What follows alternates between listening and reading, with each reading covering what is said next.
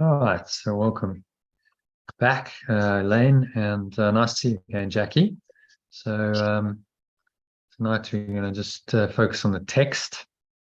We're on section 5 of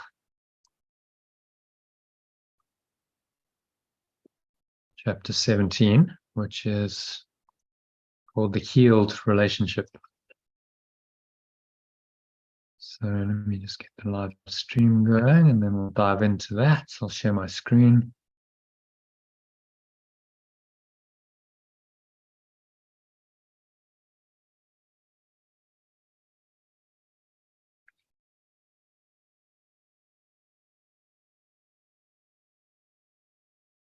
Yeah. So yeah, we need the Word document. Okay. So let me share that. Good. All right. So the healed relationship, section 5, chapter 17. Let's see what Ishra has to say about this. So if you read it, Jackie, you want to kick it off? Read it in the original and then the alternative below, sentence by sentence. Most of the translations are done, but okay.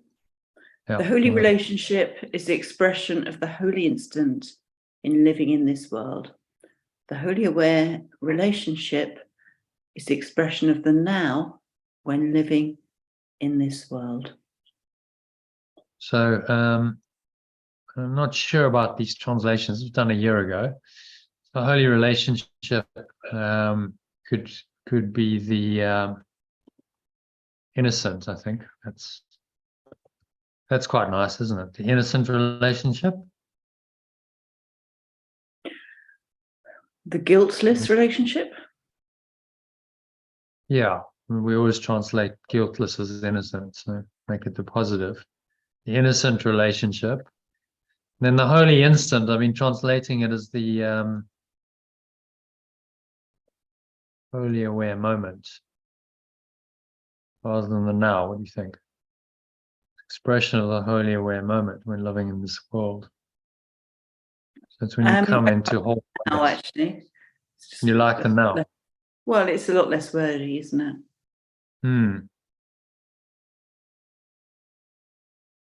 Instant relationship is the expression of a now when living in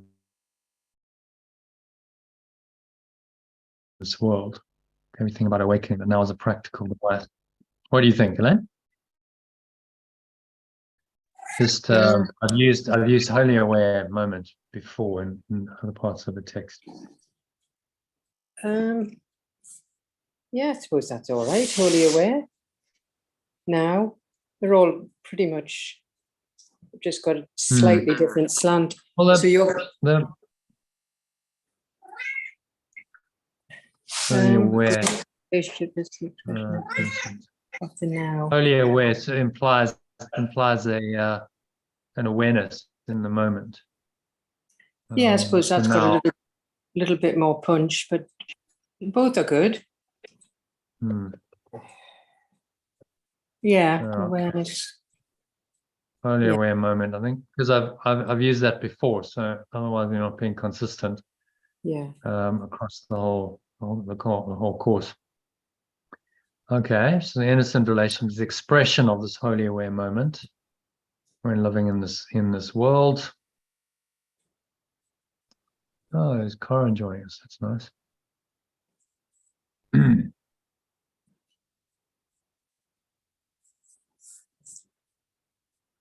So nice lead-in sentence. Creating the connection, or I like as he connects the dots, and he's connecting the innocent relationship with the holy aware moment. Hi, so Corin. it's like go of all the past and seeing. Yeah. Everyone. Just being in the present. The holy aware moment is I'm completely in the now. My attention is rooted in the now, and so there's no room for past. And of course, we know that guilt and sin operate in the past. They require the past to exist. So then it becomes an innocent relationship. So there's this connection between the now, having your attention completely in the now, and the past. Okay. And being in the innocent relationship. All right, you want to carry on? Hi, Christine. Welcome back.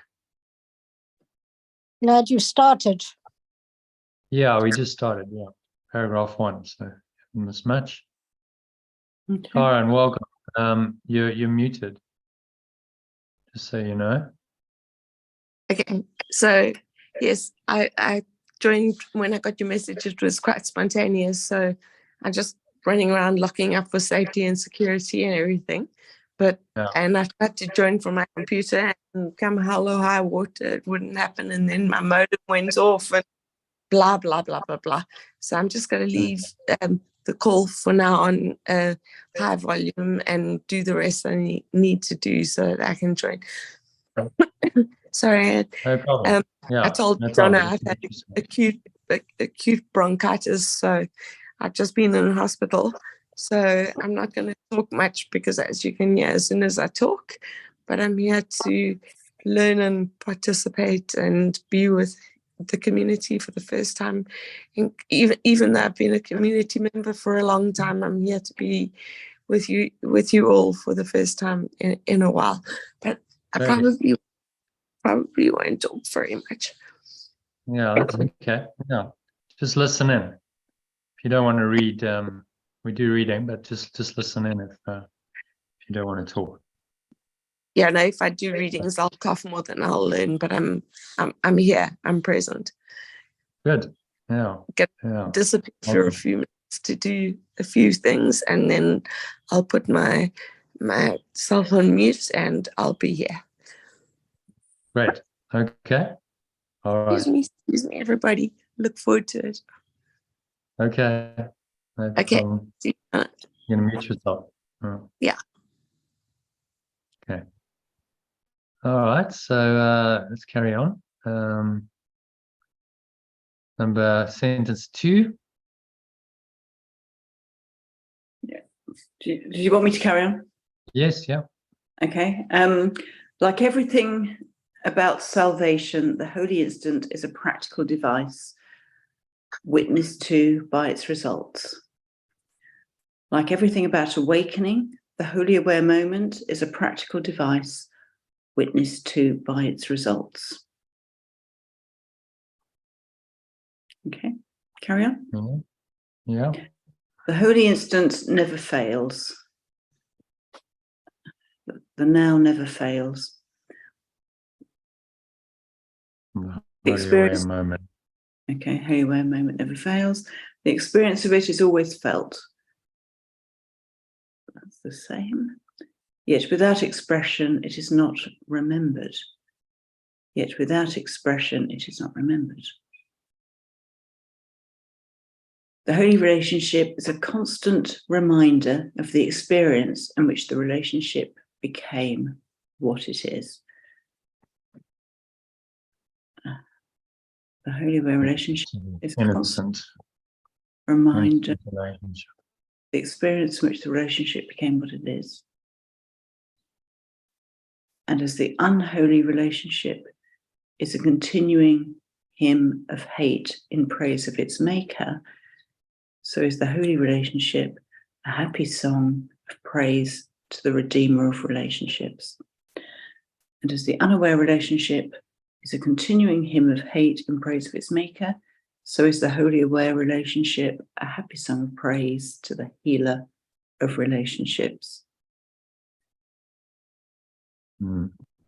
So change that to innocent.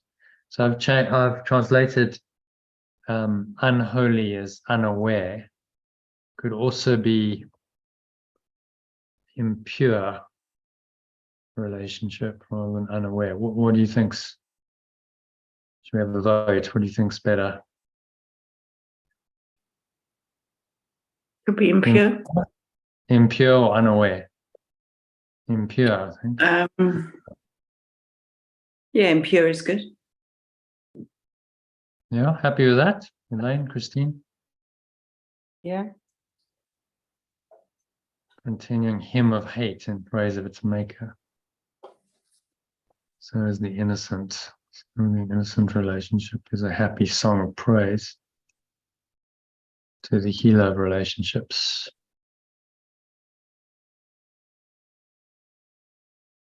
Redeemer of relationships, healer of relationships. I've translated that as, okay. So in summary, what's he saying here?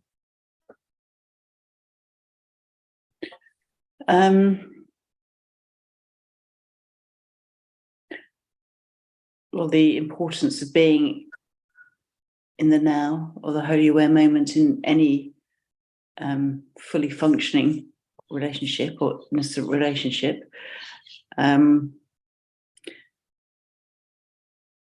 Not going into the past involves guilt and negativity, almost inevitably. So staying in the holy aware moment always works. This is interesting. Without expression, it is not remembered. Not sure what that means, actually. Without expression, it is not remembered. Experience of it is always felt. Without expression, it is not remembered. So it needs to be expressed. Otherwise, we don't remember it. So what does he mean by expressing the holy instant? Holy instant is a practical device. Practical device. So how does it get expressed? And I think he's saying it's getting expressed through the holy relationship. So we express this whole awareness in the moment, we're in the now. We express it in the innocent relationship. When we drop the past, I think that's the key point in any holy relationship. We must drop our past conditioning. Yeah, any grievances that go with that, any expectations that come from the past. Yeah, it's easy enough to, well, it's not easy, but it's much easier to stay in the present moment when you're on your own. But when somebody else is around and the past is coming into your interactions, yeah, that's where the challenge is. Yeah. I remember what he said in yesterday's text reading.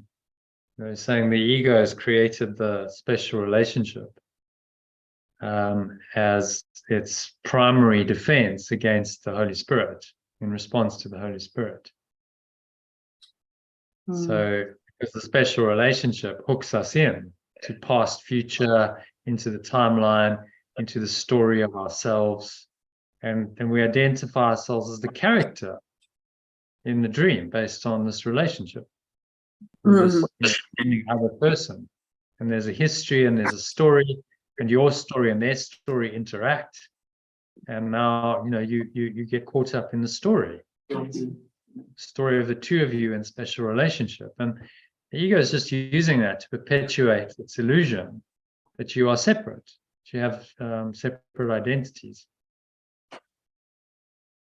Okay. So he's saying to escape from that, come fully into the moment. That's never going to fail you. If you're fully present and you bring that into your relationship, you express this whole awareness moment by moment in the relationship, then it becomes a holy or innocent relationship, a timeless one, dedicated to the eternal, and it's then a healed relationship. Anything you want to add to that, Jackie? Summary and No, I think that's all well covered. Okay. So moving on to number 2 then. So Christine, would you like to read that for us? Sure. In the original and then the alternative sentence by sentence. I can't see the top of the original. Okay. Oh, sorry, I can bring it down. Down a bit. The holy relationship, a major step towards the perception. Can you hear me? Yeah, no problem. I can hear you. A major step towards the perception of the real world is learned. The wholly aware relationship, a major step towards the perception of the real world is learned. I'll translate that as innocent. Let me just give me a moment. Save a whole heap of time. We just do a global replace. So wholly aware becomes Innocent. innocent. Place all. Replacements. Okay, 9 replacements. And the wholly aware moment, the innocent, and the now was the other one I wanted to do. So now is the wholly aware moment. Well, that's quite a lot.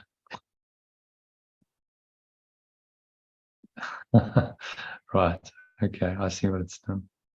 So now it makes no sense. So let's just we might have to do that one manually. Apologies, I need to go now. Okay, that was short. Jackie, all right. So carry on. Number 2 is the old unholy relationship. It is the old unholy relationship transformed and seen anew. It is the whole old, unaware, innocent relationship transformed and perceived anew. Yeah. So the unaware, we might translate that as impure. Impure relationships. A relationship dedicated to the ego's devices. It's the impure relationship. Characterized by guilt, sin, fear, attack, hatred, anger, jealousy, rage, and the whole smorgasbord of ego emotions. That's the impure relationship, transformed and perceived anew. Perceived with fresh eyes. The innocent relationship is an extraordinary learning accomplishment. He actually says it's a phenomenal teaching accomplishment, but I thought I'd translate it as learning rather than teaching. Extraordinary learning, because if you can learn that the relationship is innocent and free of the past, that is pretty phenomenal, extraordinary, to be rooted only in the present moment with another human being and not reference to their past and their history and their story and the whole past that comes into most relationships. That is quite a phenomenal accomplishment. For sure. And that's where the work lies. That's why he puts so much emphasis on relationships in the course, because he knows that's this is where the rubber meets the road. Sitting in a meditation on your own, is relatively. Well, some people struggle with it, but it's relatively easy. It's not that hard to do. You can just sit. You can be quiet. You can find peace. And so some people are like, well, I just want that. I'm going to check out of relationships and I'm not going to relate to people. And that's the quickest way to enlighten. But he's saying, oh, no. Actually, that's not the quickest way. In fact, that's slower, because in the relationship, all of your stuff, the ego stuff, comes up to be looked at and released. And so it's the fast track. In relationship, particularly a particularly special one. So, our special love partner, or daughters, sons, children is another one. Partners, children, these kinds of relationships are particularly special. So those are the ones that trigger us the most, because we're attached.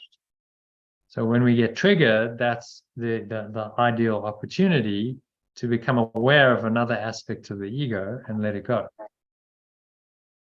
And that's why he says it's an extraordinary learning accomplishment, because it's difficult. And Jackie was saying, well, all very well on your own, but you come into a relationship with another person who's not necessarily enlightened. Most people aren't on the planet, in case you noticed. Don't see many fully enlightened beings wandering around, just full of love and light and completely rooted in the now. It's a rare thing. So you're dealing with other egos, and that triggers your ego, and then you get the chance to let the ego go in that through that relationship. And that's the extraordinary learning accomplishment he's talking about. Okay, so number 4, in all its aspects.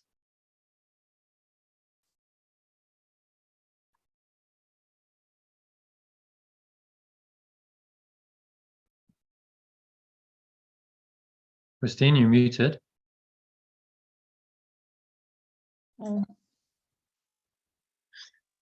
In all aspects, as it begins, develops, and becomes accomplished, it represents the reversal of the unholy relationship.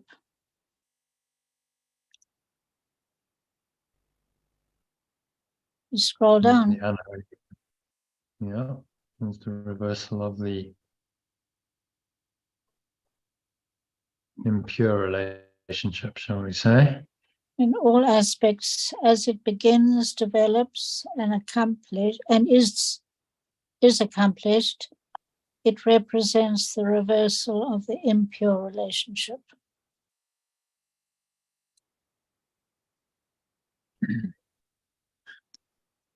Remember, we want to personalize this. So I am I'm comforted in this.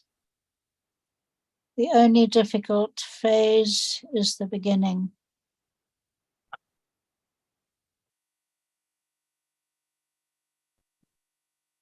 For here, the goal of the relationship is abruptly shifted to the exact opposite of what it was. This is the first result of inviting the remembrance of perfect love to use the relationship for its purposes. Yeah, Holy Spirit is remembrance of perfect love. So what is he saying in that paragraph in summary? That the innocent relationship is an important tool in learning, because it is the opposite. It's ultimately the opposite of the innocent relationship. The other way around. And it's an impure relationship. And it's an extraordinary learning accomplishment. I'm comforted in that the only difficult. It's only difficult in the beginning. Yes, and ultimately, it's quickly shifted into the opposite of what it was. because it's an opportunity to learn. First, inviting remembrance of perfect love to use the relationship for its purposes.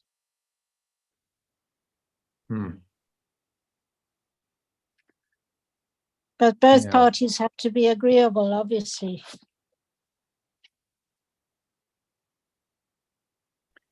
Yeah, it's a meeting of minds. You know, if the one person is in this mindset, letting go, and the other's not, the other person, the miracle worker, can still do it, but there's not going to be the full joining because the other person is resisting. Yeah. So the holy relationship is when both parties meet, really, and they realize that they're not separate. That's really what the holy relationship's about. They're recognizing that I'm not really separate from you. Actually, we are one. We're one awareness, seemingly in two different bodies and two different people, but actually it's one and the same awareness, and that unity consciousness overrides everything else in the relationship. That's the holy relationship, where unconditional love then is primary. You know, that unconditional love is just the awareness that this person is the same as you. They're not different. They don't have different interests. They're not in any way special, different, or separate from you, irrespective of their past, the history, the story.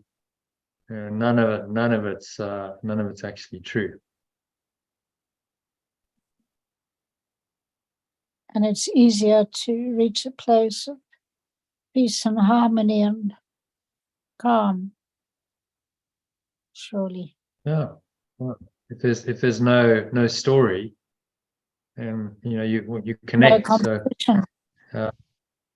yeah, often it's easier.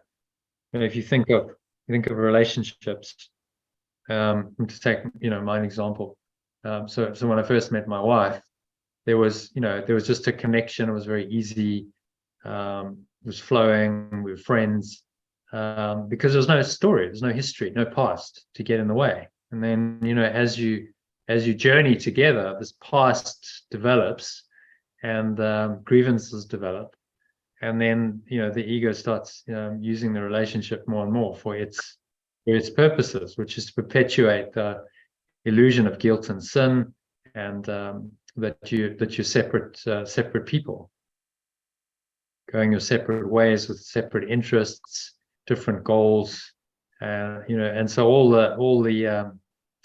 that's all the ego is trying to do through the relationship, is maintain the separate identities of the two people.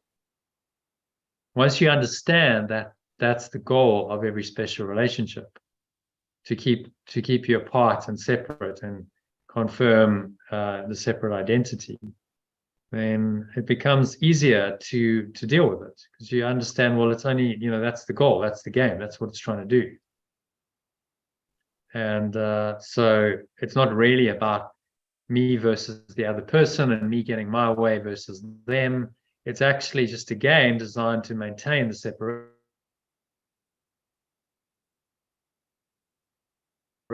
in both of our minds, and both of us are identified with a separate self that is identified as being a victim that can be easily threatened and attacked and hurt and wounded, and then the emotions of lack and scarcity come in, and guilt and sin and fear and attack, and we've enslaved ourselves into this very little perception of ourselves, when actually we're both just pure formless awareness of perfect love, and that's the only truth. So the special relationship is just a device to make us forget that. And it's, as he says in yesterday's text, it's actually the ego's chief weapon in maintaining its thought system. Because we get so embroiled in these special relationships and the dramas ensuing that we forget the truth. Truth gets covered over by all the drama, and we are convinced then through the drama that we really are a separate self. and then that disappears. The truth disappears, and the seeming reality that the ego miscreates is that we are a separate self with our own identity, our own interests, our own goals, and somehow at odds, in continuous conflict with this other person or people, trying to get our own way, and they want their way, and so there's a conflict of interest, and one of us has got to win and one of us has got to lose, and then the question becomes who wins and who loses and by how much, and the relationship is dedicated to win-lose and who gets more, and you can win the battles rather than giving and connecting and sharing. And it's all just a denial of the holy relationship to keep you away, as far away as possible, from oneness, from perfect love, pure formless awareness of perfect love. But we can change our minds and give the relationship to the Holy Spirit, or the remembrance of perfect love, to use for its purposes. And then it'll be very different. Relationship will start changing then. Okay, any thoughts, comments, questions on that? Paragraph 2. No, it's fine. Wonderful opportunity. Happy to move on. Yeah, well, the relationship gives us, every relationship gives us the opportunity for our own healing and this phenomenal learning accomplishment, if we're willing to learn it. And it's probably the hardest, in my view, it's the hardest thing about this course, is to get it in relationships. On your own, okay, I can let go, I can find peace, I can be in the now, but I'm in a special relationship, and particularly if the other person isn't that conscious, and they're pinging you all the time. There's a triggers all the time, so you have to be really, on point and really vigilant of those ego temptations. And as they come in, let them go. So then you use the relationship for your own healing, and ultimately the healing of the relationship.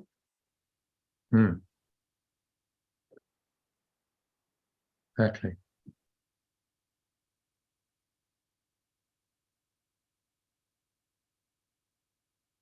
And that's the whole point of relationships. Given to the Holy Spirit, that's its purpose for the relationship, is to heal your mind through the relationship and awaken you both to who you really are. And that's the true purpose of the relationship.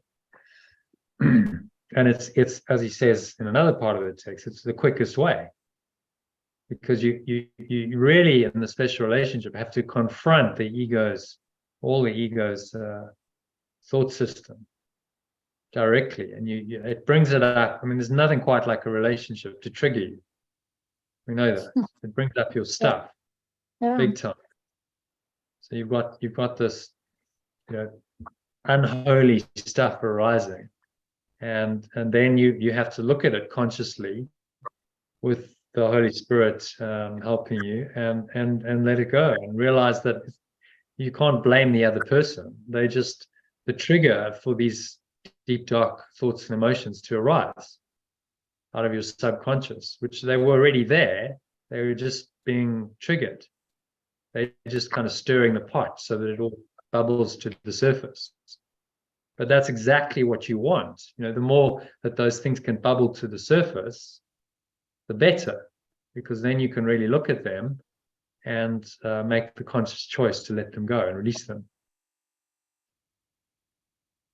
So to thank your partner. Yeah, it's brilliant, because they are bringing up your stuff in a way that no one else and nothing else will do for you. And then you get to really look at it. And if you go and you do the radical forgiveness or letting go, then you can really undo the ego very quickly, because it's going to bring its stuff up, and you now in that complex, whatever the separation thought and emotion is, and you experience it, and then you bring in the truth, and you say, no, but this, what I'm experiencing right now is not true. It's illusion. It's part of a game. The ego is trying to trick me into believing in these thoughts and emotions. And so, I deny it. I consciously choose against it. I let it go. I deny it. And if I deny what negates the truth, then I must be back in the truth. What remains is the truth. So by denying all of the ego's, negative thoughts and emotions, we inevitably will come back into an awareness of the truth, because that's all that's left. And the holy relationship gives us that opportunity all the time. We're in an unholy relationship, a special relationship, and it's gonna trigger things to come up, and then we get the chance to look at them.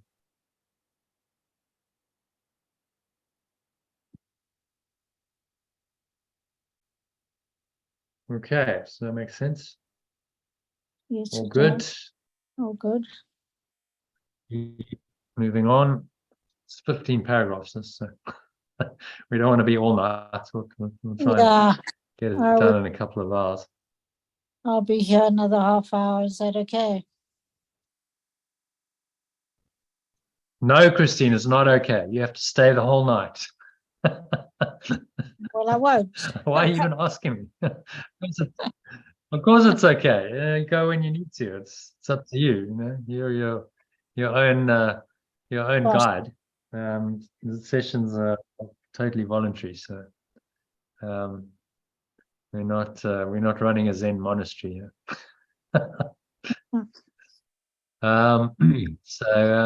Number 3, this invitation is accepted immediately.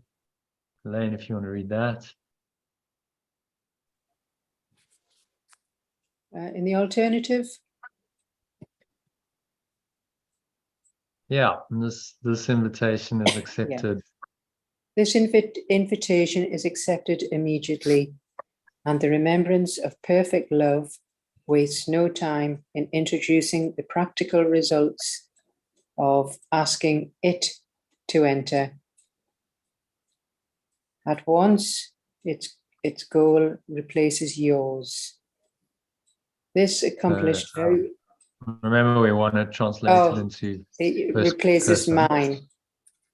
Yeah. Replaces mine. Replaces mine.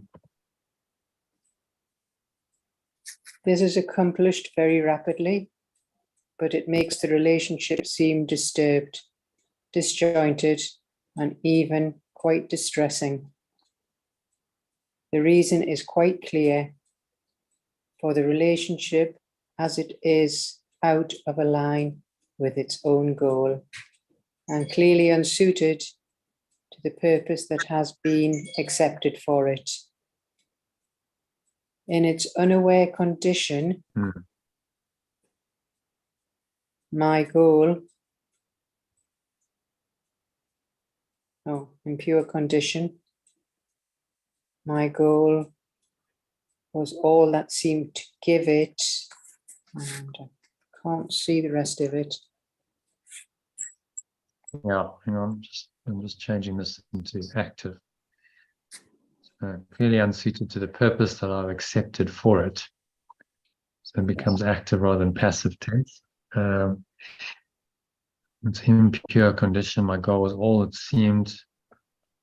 In its impure condition, my goal was all that seemed to give it meaning. Now it seems to make no sense.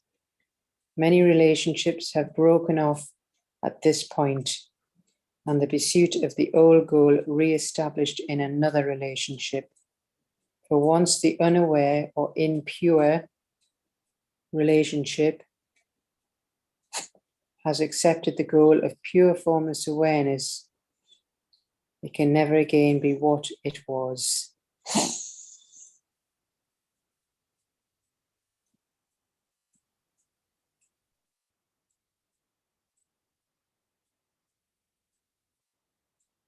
The goal of What was the original one? Goal of holiness. You know, accepted the goal of pure formless awareness. Can never be again what it was. Never again be what was. Okay, so what's he saying? Summary. Well, this invitation is accepted immediately, right? So if the remembrance of perfect love wastes no time in introducing its results, at once its goal replaces it. So it's all accomplished very rapidly. But in the meantime, the relationship can be disturbed and distressed. And there's quite a clear reason for this. It's because they're in an impure condition. They're not they're not both in the remembrance of perfect love. And this is where relationships break off, because as time goes on, ego takes over and it brings up its stuff. Yeah. Patsy. Come on, Lydia.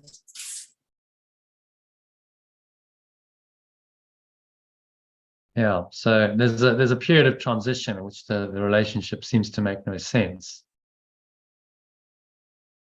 And that's often when the relationship gets broken off.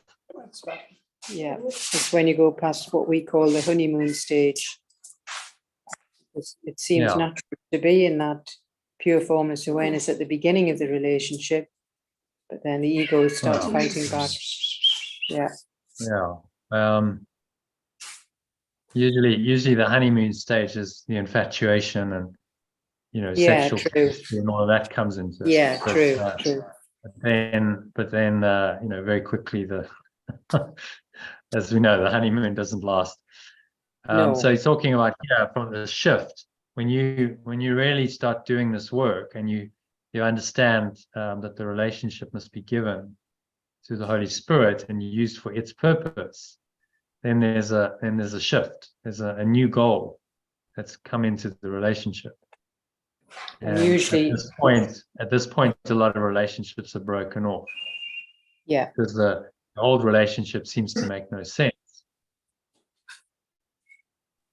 But funny enough, the old have a better attitude. They stuck at their marriage. They didn't just leave it at the drop of a hat. But nowadays, you just move on as soon as there's any suffering. Whereas, in the olden days, they seemed to stick at it. In the old days, it was, it wasn't a thing to get divorced. So people were like, okay, well, come hell or high water. We're married for life. And of course, there's money. Has its downsides as well, because people can get stuck into relationships that are not serving them. But at any point, you can always choose. Say, okay, this relationship is here for my growth and my learning. That's what it's here for. So I can make that choice. And even if my partner doesn't necessarily, I can still make that choice to learn from this, to use this for my awakening, and to really practice this radical letting go. And then the relationship is the fast track for you, even if your partner doesn't join in that track. You are still using it for what it's really for. So if I may say something, if I've been working with Jono right from the outset of his program, and I was in what I thought was a very happy relationship. My first relationship. I've never been married. I've never been engaged. It was my first relationship ever. And so many people told me, he's like not good for you, and he's toxic for you and all that kind of stuff. And the profound lesson in my life that having lost everything last year, what I thought was reality, my house, my relationship, my marriage, my job, my everything manifests itself until you learn the lesson. This week, I've had, I don't want to get emotional or anything, but I'm about to lose my family, my job that I love so much, because I haven't, excuse my French, fucking heard my lesson, and I still don't know what it is. And every time I think about it, I've just been in hospital for, I think, the third time in my life. I'm a very healthy, fit individual. And I lay there thinking, what the hell is this lesson now? And I came out of it and I thought, my family's here for me. And my dad turned around to me today and he said, well, your hospital bill was 50 grand. I know you're about to lose your job. We were prepared to support you through it, but you owe me half. And by the way, I'm not paying your rent like I agreed to because you got divorced and you lost your job last year. So I thought, it's great. I've got this new job this year. And guess what? This amazing religious guy, and I've got nothing against anybody's religion. I love anybody and everybody for any color, what do you say? Color, creed, whatever, has turned his back. Race, creed. I hold nothing. And I sat there today and I reached out to Jonna and I said, you know what? What the hell is going on here? Because it's been family, it's been relationships, it's been business partners. I've lost 40 million rand through my family. I've lost 3 million rand through my business partner. It's not about the money. I've lost friends in the same respect. Like, what am I not getting about actually letting go? What am I really not getting? I've done a Jono's Art of Letting Go course. I've done a course of, Jono, how long? 3 years? No? What am I really, really not getting? Oh, I'm letting go. I'm surrendering. If you surrender 40 million rand for a business, your father's business that your brother-in-law steals for you, your own business that you put your heart and soul into. I surrendered it 2 weeks ago. My house that I put my heart and soul, that I put in 3 million rand, I lost 1.2 million rand. I would have won the court case. If I got unfairly dismissed from work, I would have won 1.2 million rand. It disgruntled me in my previous job. My job right now is going through constructive dismissal, and they do not have a legal leg to stand on. I am just about to lose that. I just had my dad tell me today, you owe me 28,000 rand for being in hospital and nearly dying today. What am I still not getting about letting go?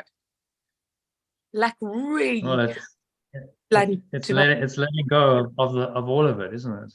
It's letting go of any attachment to these relationships and trusting entirely in the Holy Spirit and saying, okay, there's only one way. There's only one thing in life I can rely on.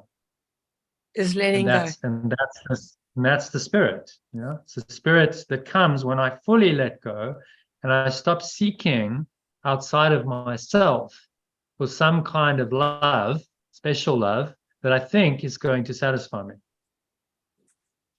My biggest question still, and I get exactly what you're saying in teaching, Jono. I get it.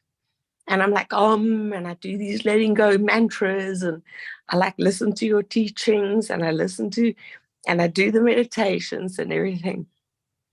However, I'm an extremely proud individual who turned around at 11 years old when I said to my mother, why do you have holes in your underwear? And she says, because Daddy won't give me the money in the budget to buy me new ones.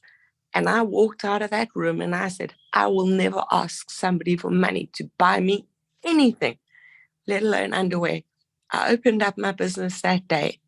I saved thousands of rands, which today would have been millions.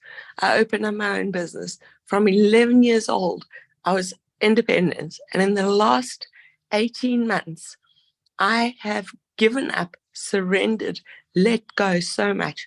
And my biggest question in this whole thing, when I say fuck it, it normally means fuck it. You know what, get away. I deleted my own father's number today. What is the difference between surrendering 40 million rand, letting it go, and saying, I give up? That's my biggest question right now.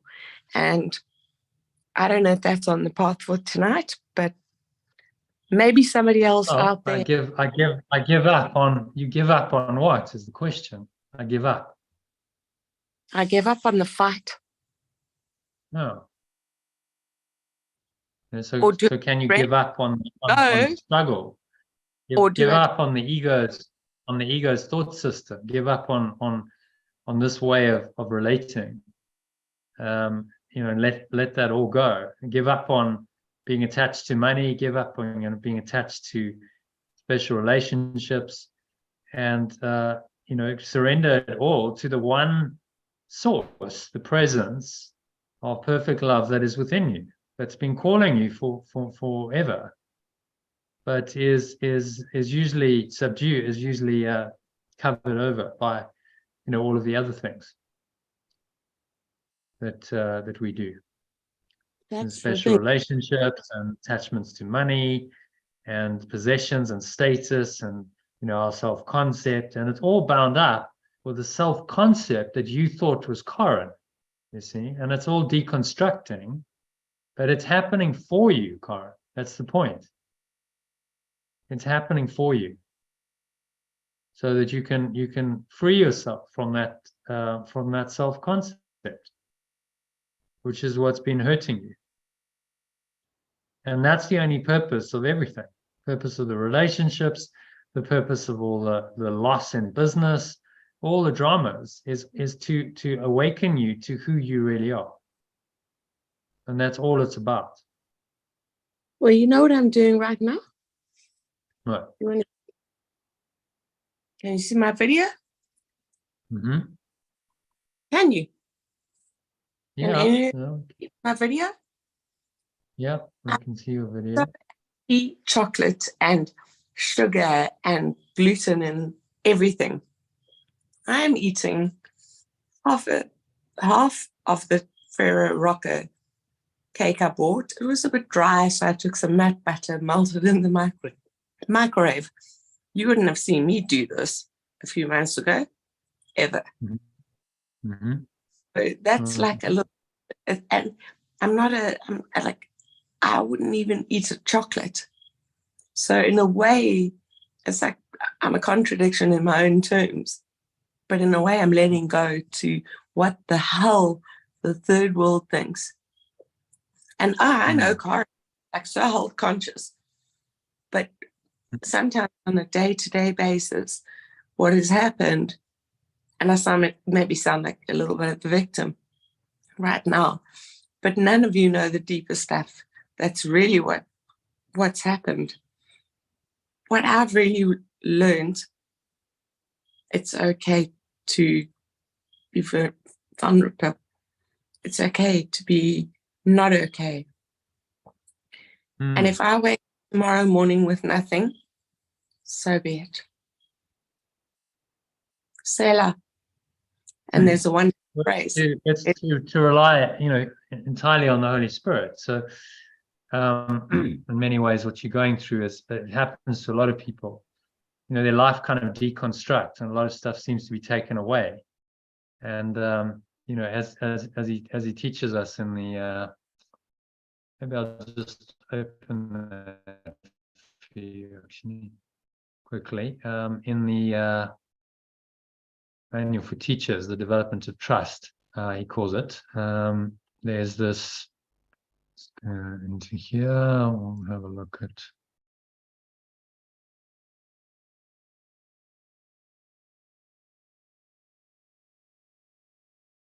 So, course and calls. Just give me a moment. Development of trust. Manual for teachers. Okay, so I think you've actually read this before, Karen. I think we looked at it during the course, Letting Go course. Development of trust. So maybe if you open to it, read the first. No, what's happened? I think the relevancy to you at that time, when I did that, I was comfy in my cushy home. I didn't give a shit. I was like so independent. I had a job, all that kind of stuff.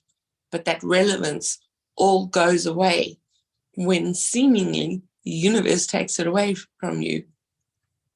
So your ego goes, I've got to pay the bills and I've got to be this and be that. I let go of all that. Exactly. But I still have to pay.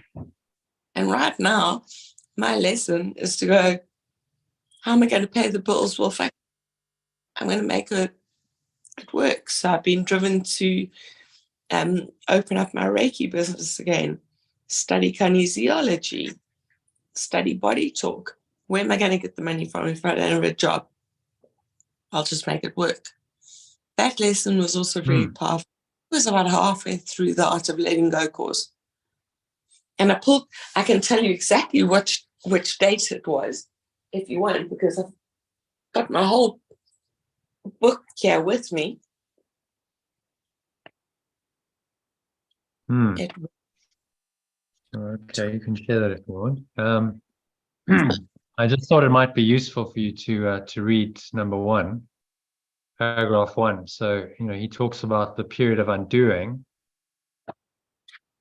and what's involved with that, and that's sounds like exactly what you're going through. So, and it feels like and then some like huge whammies come.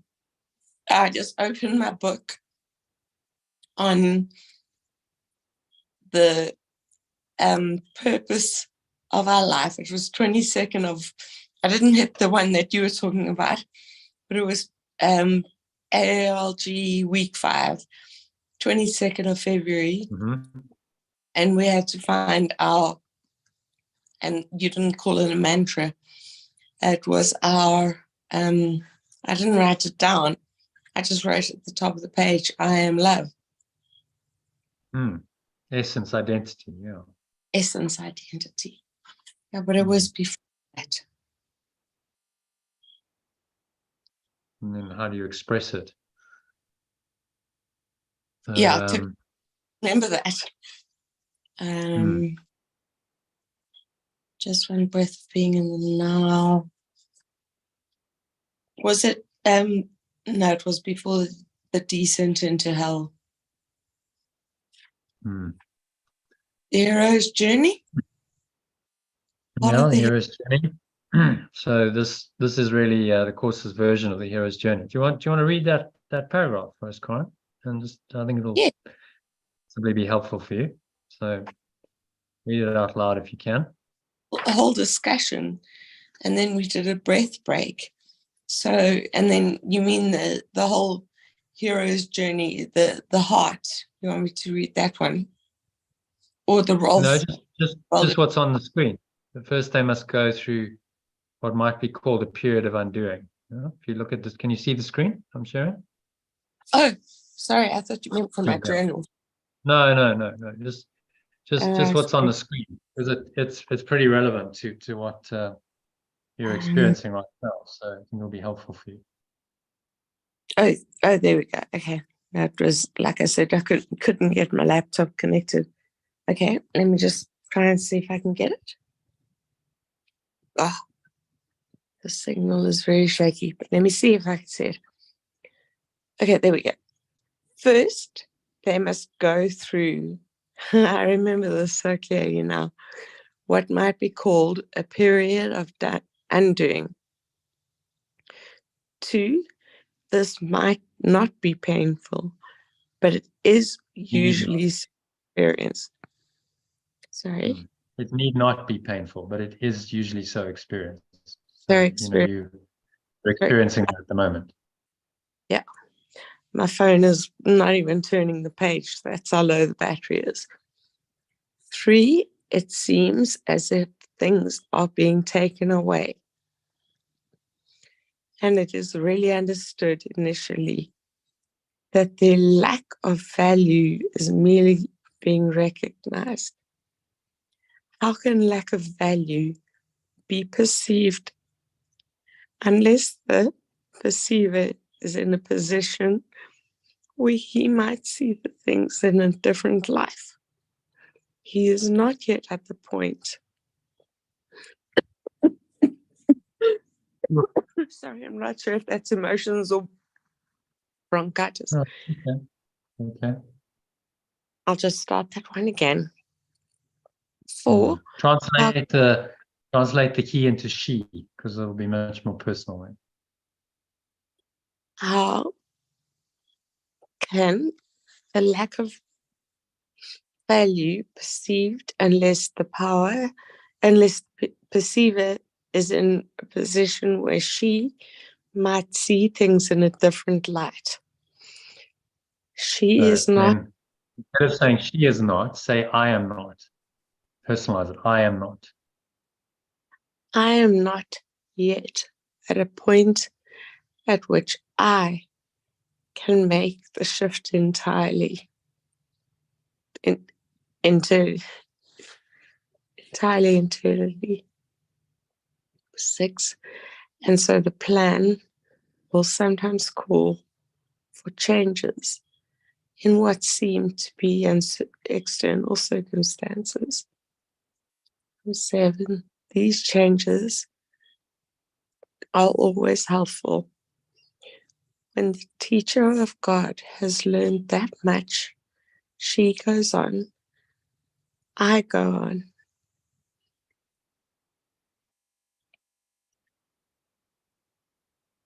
To the second stage. Teacher of God has learned that much. He or she or I goes on to the second stage. Well, when I just these brush changes are always helpful. That's the key learning. Yes. What you're going through now is always helpful, even though it seems like it's a disaster from the ego's perspective. It's terrible, but actually, it's very, very helpful, because what you having the opportunity now to do is to really let go of that self-concept that's been causing you, all of the pain, the trauma, the suffering throughout your life. This is your chance to really look at that and let it go, and really start this spiritual journey of awakening, full awakening to the truth. And I never wrote that down. How ignorant. I drew everything. Can I flip my video and show the in the page of like what I did there? I don't know if I can do that. Be able to you're admin. Be able to show your video. Well, I can take a screenshot and send it through. I mean, this is how serious I was about the program, which is easier to take a. Well, you just take a photo if you want to post it on the group. But it's experiential. One learns these things through life experience. So, as you say, if everything's going okay, and everything seems to be all quite okay, and the business as usual, and I know where you lived, and you had a relationship, So that was part of the You hero's had a journey. business, it all seemed to be pretty stable. And, you know, Wasn't really yeah, at that and this, point, you know, 29. But, yeah, so I this mean, is the start of the call to yeah. adventure. Something needs to change and disrupt the status quo in the hero's journey. And that's exactly what's happened for you. You know, it's a big disruption, it's a change, and that's helpful because it's going to help you to go on your journey and you know, really awaken to who you are, which is the whole point of your life. So although, you know, on the external level it seems like a lot of loss and sacrifice, actually what you're being asked to do is simply see the lack of value in the things you seem to have lost. If they were never truly valuable, then actually you've lost nothing. I'll take a photo of the other one, which was beautiful. Was the descent into hell, which can sound so daunting. I think that might be coming up in another lesson, but I was so into it. I mean, I don't know if anybody else ever did this. No, we look at the descent into hell all the time. It's part of the there we go. I'll bring it up. You don't need to. Oh, can you see it? No, I've got a picture on I'll share my screen with the descent into hell. So really, you know, and I think for me, it's so profound, these lessons and these teachings, but you're not always ready for them. no. So this is why it's an experiential journey. Your hero's journey is your journey of journeying through your life, having various things seemingly happen, and then learning from them. And you know, when this kind of thing starts happening, it's happening for you. That's the message. This is all happening for you to help you awaken. And if you can understand that, then you move on to the next stage, which is probably where you're at. So when you understand that it's all happening for you to awaken you to the truth and help you see the lack of value in all the things you valued before, then you know, there's a profound lesson to be learned there. Isn't the only lack in value of what you've not seen before a lack of value within yourself? Yeah, well, it's all a projection of a self-concept that has no fundamental value. So the life that you had projected from your ego is a projection of that self-concept, which is actually meaningless and valueless. And so what it's created is meaningless and valueless. But for the self-concept, it thinks it's valuable, it thinks it's meaningful. And so to disrupt that, the plan, as he says, the plan of the at-one-ment will sometimes call for changes in what seem to be external circumstances. So in your case, you know, your relationship broke up, you had to leave your home, you left your business, and you know, now and further changes, health challenges, and you know, your job is threatened. Well, all of that is seeming changes in the external circumstances that are actually always helpful. It's helping you to awaken to who you really are, so that you can be who you really are in this lifetime, and you can do what you're meant to do. And that's why you came. So this is all part of that awakening journey. And there's a way through it. The Holy Spirit never gives us stuff we can't handle. So there is a way through this. If you just ask for the guidance. Say, okay, well, show me. You know, what should I do? Where should I go? You know, I'm not in charge anymore, because clearly I don't know how to manage my life. You know, the whole thing's collapsing. Okay, well, it's time to hand it over. Really hand it over to the Holy Spirit. Say, okay, well, you know, you show me, you do it. And that's the key learning. So if you can accept that it's all happening for you and it's helpful, then you move on to the next stage, which is a period of sorting out. And then you have to sort out what is valuable and what's valueless. and realized that actually you valued what was valueless before and denied what was truly valuable. And now you have to reverse that. Again, it takes great learning. You want to read that?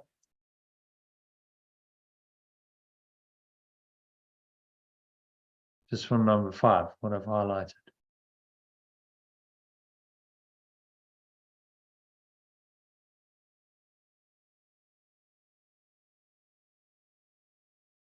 Aaron, you still there? Can't No, go there. Sorry, I was having a little bit of a coughing fit. So it's just from number 5. it takes great learning. Yeah.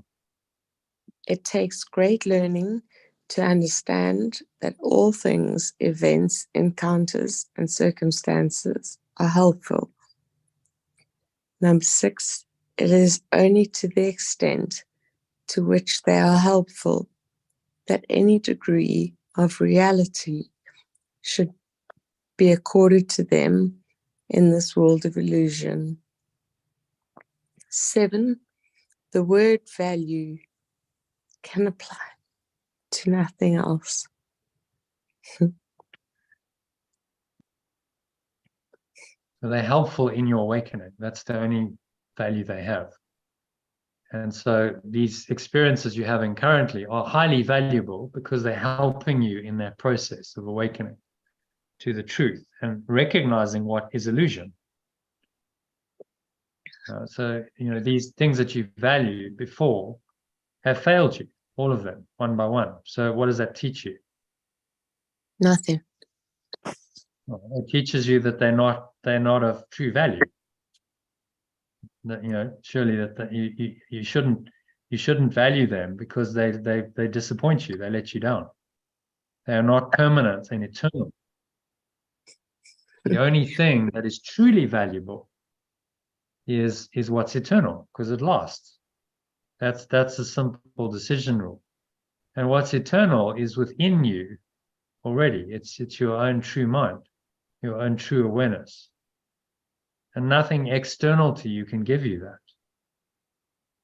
So it's a powerful lesson, experiential lesson in awakening to that simple truth within you and letting go of everything else because it's failed you and you've experienced that. So you can't be under the illusion anymore, Really? but it works. It doesn't. And that's a very it's a hugely valuable lesson to learn, to almost learn at some point. You're given the opportunity to learn it now. Really learn it and really let go of this egoic thought system that you've lived your life according to, and then the Holy Spirit can use you. You'll become a vessel and a channel for healing for others. But you have to go through your own letting go and your own healing, which is what's happening. So it's all good. If you can understand that, it's all good, because it's helping you to see the truth and distinguish between the truth and the illusion, and learn that very experientially. It's not a theoretical exercise. It's experiential. Yes, there's theory, but it's the application of the theory to your life that is when you really learn this course. And that usually only happens when the chips are down and things are going wrong. And that's when it takes great learning, as he says, to understand all things, events, encounters, and circumstances are helpful. So everything that's happening to you is helpful to you. If you can just make that mind shift, then you're free. You don't have to get angry or resentful about any of it. It's helping you. Johnny, you said in one of the lessons, and trust me, I have a journal that I don't know how many people, or if you could translate for the people that don't understand Afrikaans, because there's like no expressive words for that. It's skriks for me. This journal, I don't know if you can show my page or my pages with your screen right now. Yeah, if you share your video and you can show it, yeah. Just start my video. So like for you and Can you see it? No, your camera's facing the ceiling, so you need to redirect the. Be able to see the camera. Otherwise, I'm not going to be able to see where I'm recording. I don't do that. Yeah, I've never done see that. We can just see the top of your head. So you can top see of the my top head. of your head. So, Do that. and the So, ceiling, yeah. so if I do this, will There it you help? go, Okay. So yeah, this I is can see that. basically an example of like how I followed the journey with Jono. And I did a highlight of everything in pink and then the affirmations in yellow every single day. And then we got to that little thing where I had to find I am love. And look how small I wrote it. And then, my actions were in purple. Every single day I followed the program. I wrote the affirmations. I put the post-it notes down.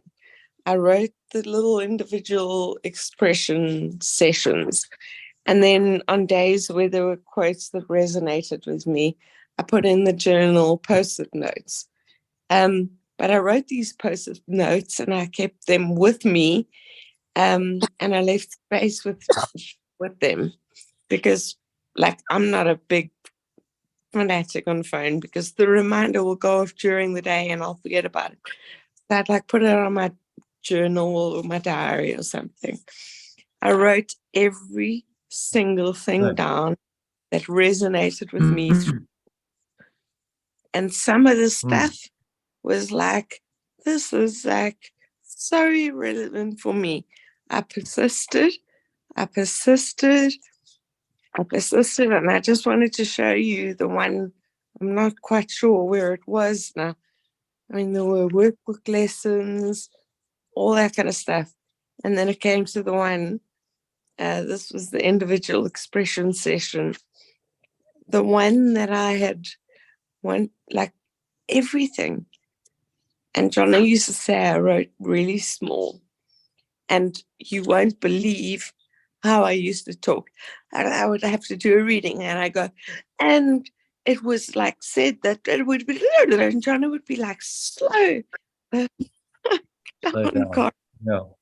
And the one day, it just came to a point where, look how small I was writing there. At 20, 21, I know exactly what was happening there for myself. My writing was slow. And then I think, Karen, we need to get back to the text. I'm just aware of Christine and Elaine. They want to do the text. So if we can. Sorry. Sharing. Early. But, sorry, I had it open earlier. Maybe it was no, there was another one because it's another one. But there was this one with John where I wrote my mission statement and I just wrote down, I am love. And it was where we were trying to get to the whole time. Yeah. Like it doesn't matter how many notes you wrote or how many things you did. If you don't believe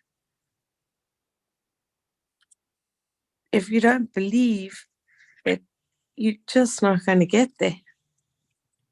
And really, really hard sometimes. Yeah. And I did some other yoga courses and stuff between them. We're all love. But for me to say I'm love was like, really, I'm not. I had it open on my expression. Yeah, well, no one believes it. It's not.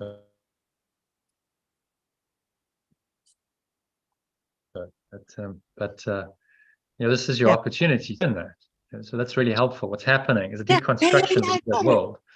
And now you get the opportunity to learn it. Can you see that? I am love. Yeah. I can see the big I am love. 22nd of February 2021, 22:02:21. I remember Anyway, sorry, Yeah. I babbled, but I need to attend a little bit more regularly. Then hopefully I won't babble that much. Yeah. Yeah. Well, welcome back, Most and I I think it's encourage most you. of What I'm gonna offer you, Corin, is you're on the basic membership, but you can join while you're going through this period. You can join, as much as you like. Join the live course. Okay, for the next whatever month or two, just to get you through this. To Well, help you, because it'll help you to process and practice every day, to work through this difficult time. thank you, Jana. And I'm equally happy to, as you know, like share your stories. And I literally got this journal out like this week before I knew that all this shit was gonna happen. And Yeah. universe is the universe. This is when it's about application. It's about applying what you learn in practice. It's not theory anymore. It's okay. I've got to apply this stuff. I must learn this to move forward in my life and really really awaken. Awakening is what it's all about. Awaken to who I really am, and that's the only purpose of your life. So it's all happening for you. And All right. and sorry, last thing I'm going to say, because I normally have about 5 words per session, the whole session. If it's like 3, yeah, 4, I know this has been quite extraordinary. Actually, you're normally very quiet, but that was all I want to say is like hello to people who I've met before, but sometimes it's not really relevant to what's going on in your life right now. It's all very relevant stuff that Jana is bringing to the world. It might not be happening for you right now, but Jana just stepped into my life 2 weeks ago again, in a physical form, and reminded me, and like said, Karen, you're welcome. He had no idea what was going on right there. And tonight I sent him a message and I said, I'm having a little bit of a shit time. And he said, pop on the call. So I do it. You know what I do? And I don't apologize for taking most of the session. But what I will say is I'm committed to more sessions because they're damn powerful. Yeah, I'd encourage you to join more often, daily. I mean, if you're not working, join daily, because it's about processing through the ego. It's about letting go of the blocks that are holding you back from the awareness of your true self, and that's going to hold you back from moving forward. So you shift internally, and then you shift externally. So all of the logistics and places to stay and jobs and etc., all of that will happen when the internal is correct, when you get your mind in alignment with the Holy Spirit. You will be guided, and you will see that the Holy Spirit can run your life a lot better than your ego can, and you've learned that experientially. That's a very powerful. You're on the hero's journey. The Holy Spirit's guiding you, and it will guide you to be truly helpful to others. So the healing sounds like that. Reiki healing, moving in that direction is probably the direction you're going to go. But who knows? You just ask for guidance and say, well, let show me. I don't know anymore. I don't know anything. So show me. Where should I go? What should I do? These are the questions, and it will guide you. I'm very grateful for all of you. Thank you. Really to the Holy Spirit, because it's looking out for you and it's watching over you. And there is, what you're learning is that the ego cannot be relied on, and the ego is really intent on attacking and hurting and ultimately destroying you. That's all its intention is. And so to believe in the ego is self-destructive. And I think you've experienced that system and that world and that life, and embrace the Holy Spirit, because it's the only way. You know, it's the way of love, and it's going to show me how to how to live my life in a loving, kind, truly helpful way. And this is part of the process that you're going through of doing that. So it's all good. And I just want to say one last thing, and that might be relevant for everybody. 5 hours ago, I felt, can I say a blasphemous word on the forum?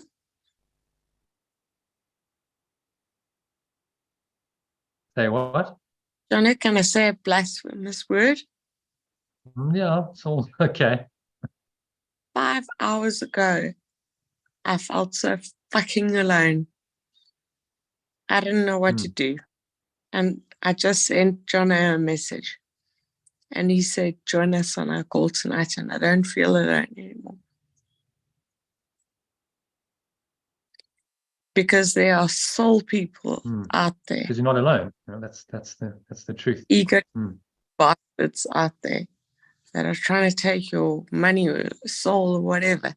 This is just a platform, and I've just been awakened to like a group that I want to know, because I've like always enjoyed the sessions. I can't always make it during time commitments and everything. But you know what? I'm going to make a plan. Good. Realize. Yeah. Well, this is where the transformation happens. The live calls, the live sessions, you just experienced it in the last hour and a half or whatever. You know, there's a shift that happens, and you come away and something profound has happened, and you're not quite sure what. But it's the presence of love coming in to heal, the pain and the distress that the ego causes. And this is just a mechanism. It's a field of transformation, really, that you enter when you come into a room like this with whoever's here. And a shift can and does take place. I've seen them, happening many times, real time. People going, aha, I just got something. And there's nothing quite like that. If you listen on a recording, you're probably not going to get the same level of shift, because this is personal, it's interactive. You're working with me and the group, and it becomes very relevant to your life as it's happening at the moment. So I'm glad you joined, and I will always promote you in this group, and I will shut up next time like I normally do. But I needed it. Okay. Yeah, I understood. You need to express, so it's fine. So that's the whatever's needed happens. So it's all okay. And it is recorded, so other people can learn from this and go, oh, wow, actually that's really heartwarming. And if they go into a tough time themselves, it helps them to get through that as well. So that's the value of a. I have to ask one question. Yeah. Is Elaine Clark in the UK? No, Elaine is in Tenerife. Yeah, no, I'm here. In Tenerife. Yeah. Canary Islands. So in the Canary Islands. You're not perhaps the Elaine Clark that knows Diana Batten? No, I don't. I don't know that name. No, sorry. Diana Cater? No. Elaine Clark. It's quite a common name, to be honest. Probably quite a common name, yeah. Yeah. So it's. Yeah. My mother's sister's cousin's name is Elaine Clark, and we used to go there's a lot of canals in Labrador, or and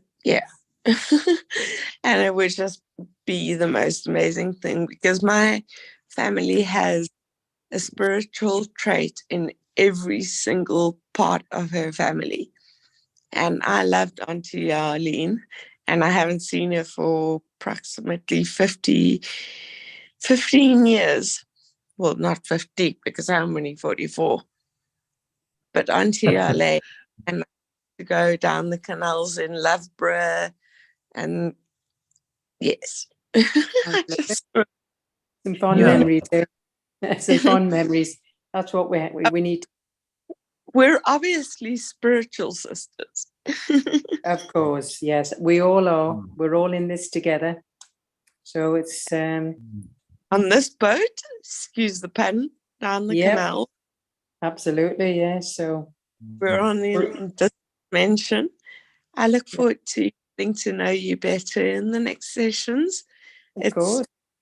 You can just ask Jono. This is the most I've spoken probably in all Ever. sessions Yeah, no. put together. But Yeah. that's part of letting go, you know. It's like the floodgates open and you let go. And there's another pen. there's an opening. The floodgate, exactly. Yeah. When you leave Um, Tenerife, you lucky fish. Excuse Oh, the pen. yes. It is a beautiful island, I must agree. Do you It scuba is. dive? No, no, I'm afraid not. Well, mm. you'll have to invite me there, because I've been diving Well, for we're about going to do a retreat there next year. So Yes, come we're join doing us. it.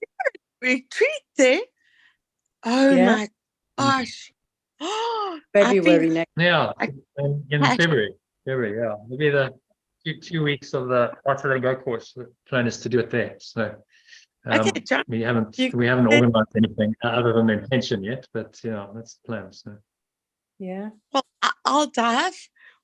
You can and do we dive, water sports. Yeah, there's plenty of water sports opposite where I am. Oh, well, I'll- Windsurfing, kite surfing, diving, the whole lot. I'll Yeah. all of them. You'll catch me doing all of them. Oh, good. Oh, yeah. No, I'm just happy just doing a little breaststroke. Yeah. I might just dive into the odd wave, but not much. Yeah. Scuba diving Whales, will dolphins. Scuba diving will be up at like 5 a.m, and by the time you're waking up, we'll have done our first or second Yeah, no, it's dive. got all of that. 5 in the You'll be morning. Yeah. You can do And- it. Yeah. Yeah, I went to the Red Sea last weekend. It was yeah, so February next year. That's the plan. okay. Well, we need to organize it here, then. But, Yeah. but that's the Yeah. Because intention. time's It'll be soon 2 weeks marches. of the actual course. You can come for a week, or you could come for 2 weeks or 10 days. You know, it'll be actually running the course there live. So we'll do some other stuff, Oh, meditations and yoga. And, you know, that's the plan anyway. So meditate. It sounds watch this space. You have to dive first, though. Dive first, meditate, Yeah, yoga. well, maybe. There's some, yeah, it was some And then nice. meditate. Yeah. There's a nice. Maybe we could do the diving as an experience. And I'll watch. Yeah. Well, I'm the best dive instructor in the world, and he would love to dive somewhere different. So if you wanted to like put together a bit of a package and make a little bit of spare income and kind of like do a little tour maybe. island just for somewhere different, and we're all side mount advanced deep divers, nitrox divers. So we've all got our own gear. You wouldn't need to worry about that. Just find a school that we could dive through. He's into meditation. He does like this little morning beach. Okay. It's all it's all here. That's where I live, is just all diving and scuba divers and the whole lot. Yeah. Okay. You see? Very interesting. So we'll have to talk about that. Yeah. And I mean, even if you're not diving, All right. you could come down to the beach, and he does this like a beach, kind of like, it's not even a beach thing. It's just basically a mindfulness little grasp on the island for people that are wanting to sit on the beach or go diving. And he does this whole centering process, and then everybody buggers off and dives for the people that want to dive, like me. And the rest of them like sit there feeling peaceful and have their coffee, and everybody gathers and goes for ice cream or whatever, and then you go off and you do a meditation. He can run that. No, he can't run that. Sorry, Johnny can run that. Yeah. Yeah. No, it sounds all possible. So we'll talk yeah, about it. well, it's El Medano Yeah. is what you just described. It's exactly what it is. It's all chilled out people diving and meditation, yoga. It's all, that's what it's about. Yeah. So Well, I've meditation for 24 years, diving for 25 years, spiritual stuff my whole life until I shut down, and because I was a freak, apparently. And then one day I decided I'm not a freak like you guys. I'm like me. So now I free do all of spirit, yeah. You got to follow your spirit. I had to find a house that would take enough place for my books and my crystals when I got divorced last year. I didn't care what else was in there. I had enough space for my healing books. So I'm a Reiki master, and I'm here with my job now on the line. I'm going to study access bars, kinesiology, body talk. Very exciting, yeah. Well, Elaine is a master. Yeah, I do holistic therapies. Yeah, reflexology. Yes. And? Just I do all the holistic therapies, aromatherapy, Indian head massage, all of it. And lots of bad backs. I do a lot of bad backs. Okay, so well, I've had a bad back for 25 years. When I got this bronchitis, I basically couldn't move. And then I fell off a chair trying to hang a curtain. And I was admitted to hospital, and they asked me, like, I couldn't even breathe. I was like, and then they looked at all the bruises on my body, and they're like, are you in an abusive relationship? I'm like, I don't even have a boyfriend anymore, let alone a husband, let alone a boyfriend. But I had fallen off, and I knew the bruises were from the fall. And then they were like, what else? Are you taking substance use? Are you doing this? So my bookshelf, I've got a bookshelf in every room in my house, which is ridiculous because I only got like 3 rooms. But the one in my bedroom is filled with healing therapies. You and I could talk up a storm. Yeah. Go for it. Oh, well, that's the power of community. Right?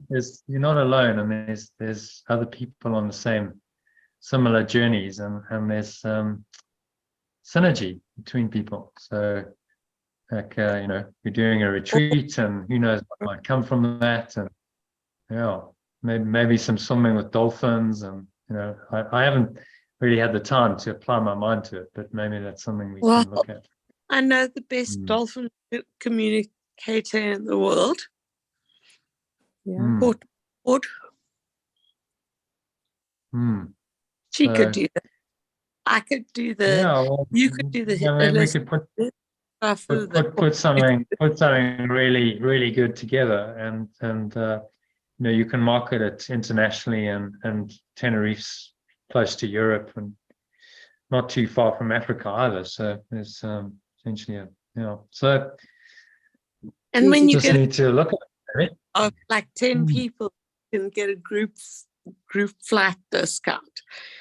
And I've been studying healing for years. I've been doing scuba diving for 20 years. I know the best side diver. You could do a bit of teaching, because there's always people wanting to learn scuba diving. They do have a couple of schools. The best scuba diver teacher in the world. Right. Wow. Courtney Ward, who does the dolphin experiences in Mozambique, is a communicator. Yeah, I I've know Courtney. yeah, I've actually, you don't know this about me. There's a lot of things you don't know about me, but I mean, I'm a Reiki master.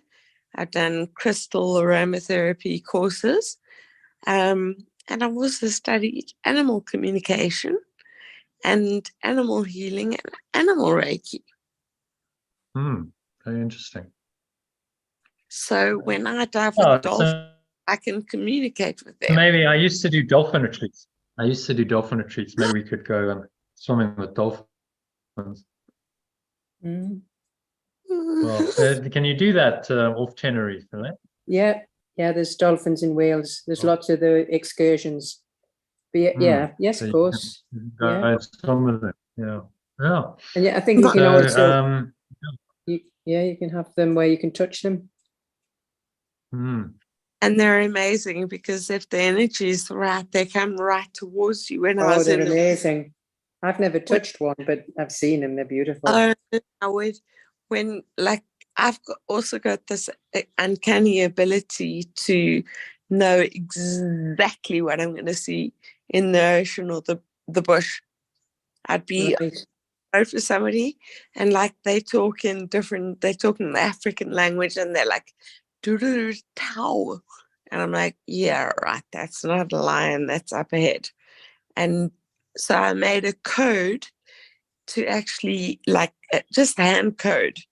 I can't show you over the phone, but it would be like, this means cat, this means big 5, this means smaller 5. So I actually made up this own code to experience to like my close ones, obviously not the rest of the foreigners and shit like that, because they just want to jump off the vehicle. And the one day I actually said, like, small, claw, shy, night, like sign language. And it was actually a pangolin, which is the African version of an armadillo. And everyone, and like people who knew me were like, what the hell? They're one of the most endangered species. So the radio said Tau, and some of the international people had learned that was lion. And I just sat there and I shook my head like very quietly. I'm like, this is not a lion. And it was actually a pangolin. This guy drove like a bat out of hell. Truth, Bob, it was a pangolin. They are one of the rarest creatures in Africa to see.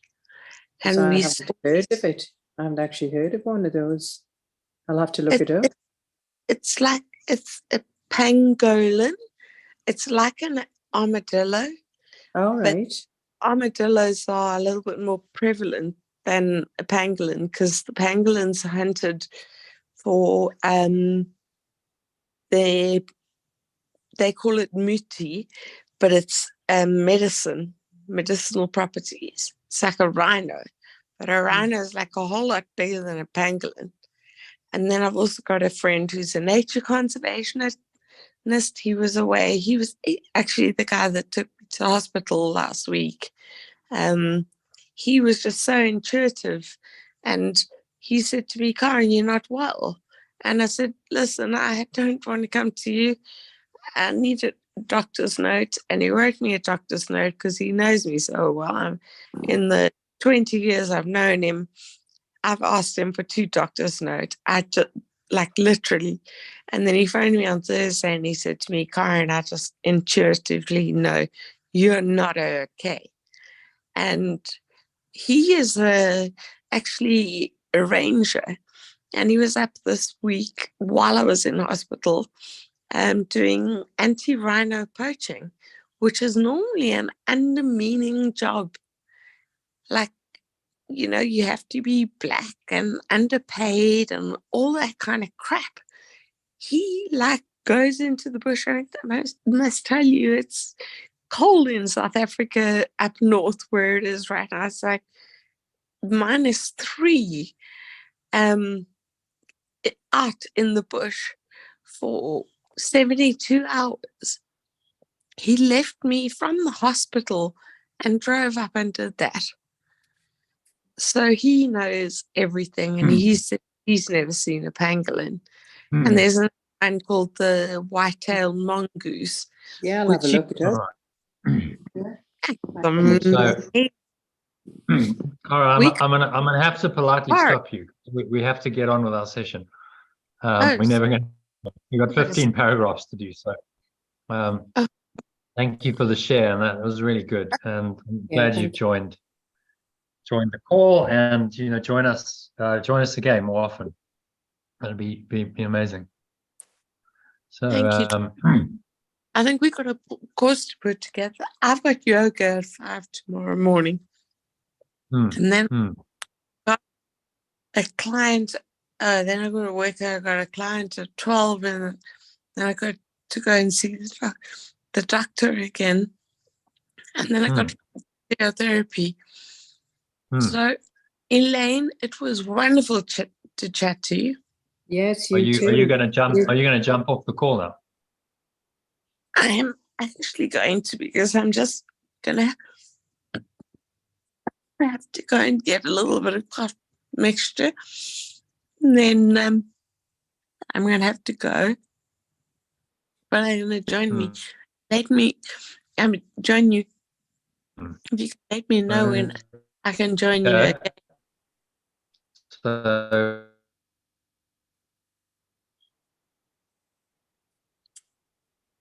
Johnny? Hello? Johnny? I just lost you. I can't hear you at all. Might be our load shedding. Johnny? Elaine? Can you hear me? Hi, yes, no, I can hear you. I think Jonathan is having a few internet problems. Okay. Well, maybe it's best to actually... So are you joining? Okay. Elaine, you can still hear me? Yes, so, yes, I can, yes. So, All yes, right, we'll see you on the next call. We'll see you on the next call, Karen. Yeah. Yeah. All right, Karen. So join us tomorrow at 1:30 if you can, your time. Okay. I'm able to do it. All right. I was just saying, hey, I've got a full day work there. I've got a meeting, then I got to take my cat to the vet, Cara, all that kind of stuff. But Johnny, just please let me know when I can join you again. And I'm going to put it in my calendar. Anytime, yeah. 1:30 tomorrow. And then probably the same time the following day, Wednesday. Okay. 1:30 p.m. But just check the group. Check the group, okay? Okay, I'll just check the group. Yeah. I put the times on the WhatsApp, the Telegram group every day. You guys are all right. Guys are being Take care. See you next call. That's okay, Karen. All right. Namaste. Okay. All right. Sleep well. Bye-bye.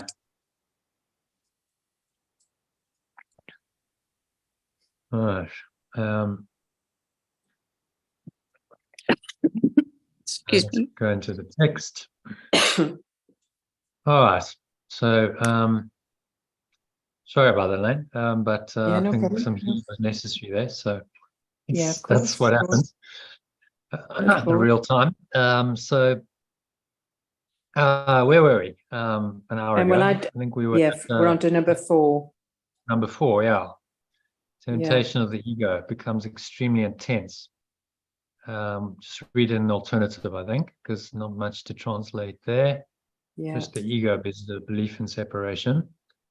The temptation of the belief in separation becomes extremely intense with this shift in goals, for the relationship has not as yet been changed sufficiently to make its former goal completely without attraction.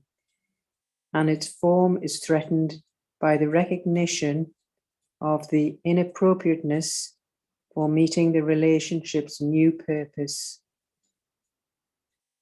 The conflict between the new purpose and the form of the relationship is so apparent that they cannot coexist. Yet now the purpose will not be changed. The only remedy for the apparent conflict is to change the form of the relationship to fit the new purpose. Until this happy solution is perceived and accepted as the only way out of the conflict, the relationship may seem to be severely strained.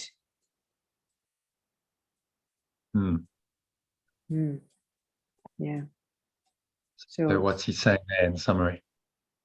Well, it's again all about the belief in the separation. It can become extremely intense, which we all know.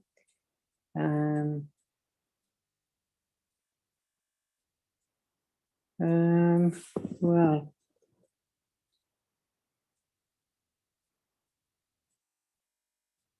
it's very threatened by the relationship's new purpose, which must be the remembrance of perfect love. So the change is going to be quite traumatic to shift from one to the next. So the conflict between the new purpose and the form of the relation is so apparent that they just cannot coexist. So this is hence the big dark night of the soul before it actually moves on to the pure formless awareness, which, yeah, that's a lot of discipline and a lot of mind training to move into that. Until a happy solution. It's bringing the new purpose into alignment with the so-called structure of the relationship. Yeah. And marrying those. You know, if you look at integral model, see if we can bring that up quickly. Integral model. So see the interior. So if we had a false purpose, the ego's unholy purpose of perpetuating specialness and a separate identity, and now it's changed to being a holy one, that the at-one-ment is a purpose in the interior collective of that relationship, then the external, often there's a mismatch between the internal, what's happening on the mind level, and what's happening on the structural level. So the partners might be married in a partnership or something like that. Let's talk about a partner romantic relationship. And then that structure is no longer appropriate.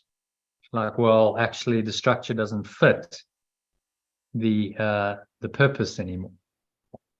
And then obviously there's a dissonance between the two. And so there's a seeming conflict. And he's saying the resolution of the conflict is to change the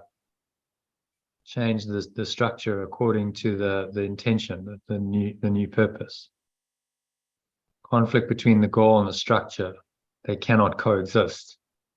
But now the goal will not be changed. So it's to accept the purpose, because remember the internal is always the truth. What's happening in the interior is the truth, and then let that reflect in the external, in the objective, which is body and behavior, and the interobjective would be the relationship, would sit here. Interobjective would be relationship. So then maybe the structure changes according to fit the purpose. Change the form or the structure of the relationship to fit the new purpose. So perhaps the old structure doesn't work anymore, but that doesn't mean the relationship's over. It means there's a transformation of the form, transform to meet the new purpose. Yeah. Until this happy solution is perceived and accepted as the only way out of the conflict, the relationship may seem to be severely strained because the new purpose and the structure are no longer in alignment. Yeah. I can understand that one. Yeah. Yeah, I think we all can. Yeah. So It's about aligning it all. You know, the interior quadrant is reality. This is where reality is set, primary reality, and then secondary reality is the form. Okay, so the structure of the relationship, that could be a marriage or whatever partnership structure we have, is then needs to follow the interior. So it needs to be aligned. That's what integral is all about. And, you know, in alignment. If something's out of alignment, then you're gonna experience conflict. Yeah, get that. And he's saying the only remedy is to change the form so that it meets the new purpose. Okay, so happy with that one. Yeah. When you say change the form, what do you mean change the partner?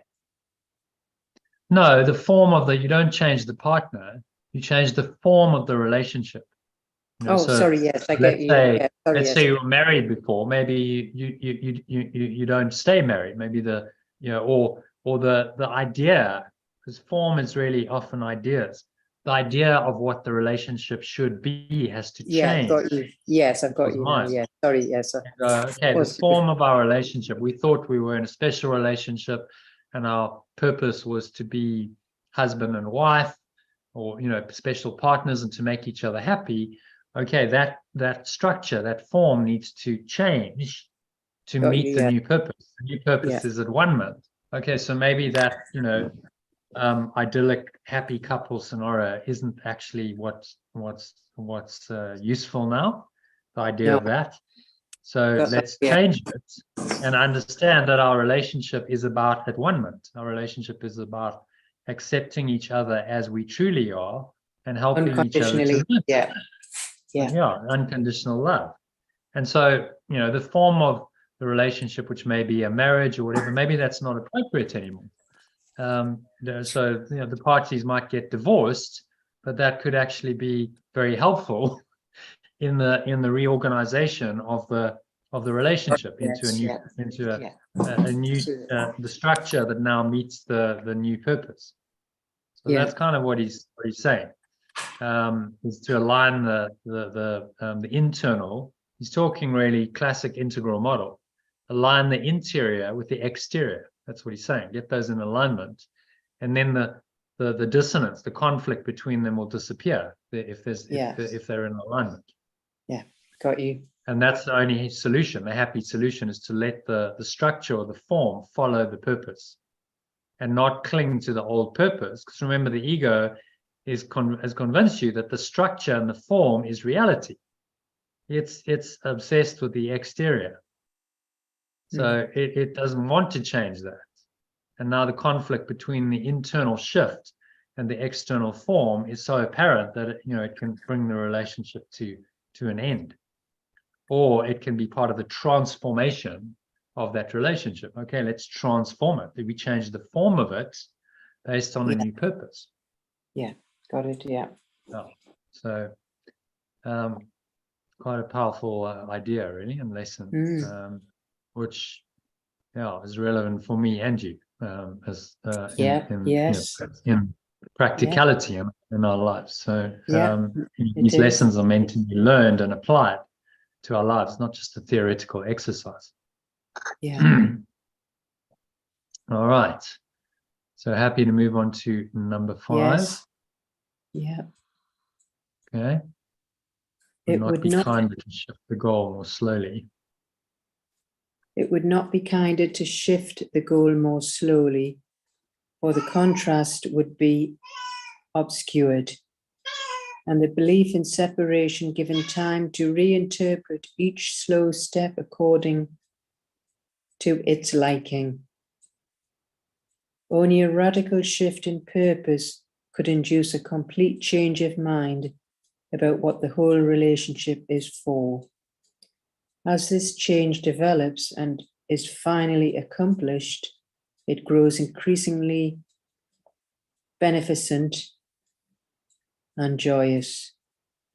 But at the beginning, the situation is experienced as very precarious. a relationship undertaken by two individuals for their unaware purposes, impure purposes, suddenly has pure formless awareness of perfect love as its purpose. As these two contemplate their relationship from, from the point of view of the new purpose. Oh, just a second, where am I? My eyes have got sort of. A relationship undertaken by two individuals for their impure purposes suddenly has pure formless awareness of perfect love as its purpose. And I need that moved up to see.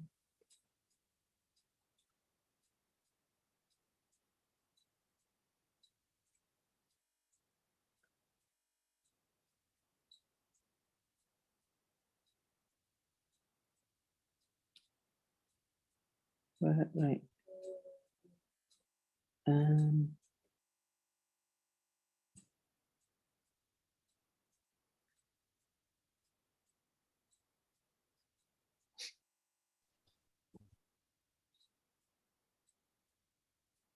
Sorry, Elaine, I dropped out there. You still there? Yeah, no problem. Yep, I'm still here. Sorry, it's internet No. Yeah, no problem. is problematic, but anyway, we're managing somehow. Yeah. Share again. No, I don't want to do that. I want to share.